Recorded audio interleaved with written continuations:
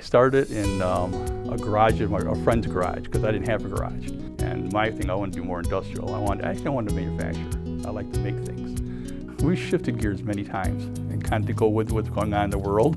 And right now, we're in our three major areas we're in right now are cable harnesses. We started picking up ground straps, is another part of our business, that are used in a lot of the industrial applications. Then our power outlets that we do for the big box stores, that's been an ongoing for us over the years. We're not competing against the guy down the street anymore.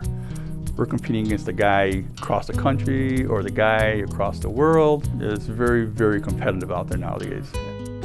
Well, considering everything we runs on electricity.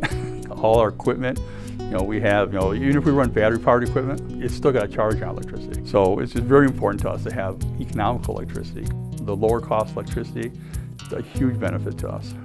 And that's been very important over the past few years here.